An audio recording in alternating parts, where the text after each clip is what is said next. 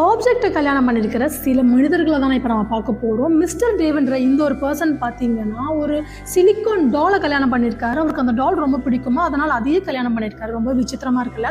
Gate கன்னிங்கம்ன்ற இந்த ஒரு lady பார்த்தீங்கன்னா மரத்தையே கல்யாணம் பண்ணியிருக்காங்க.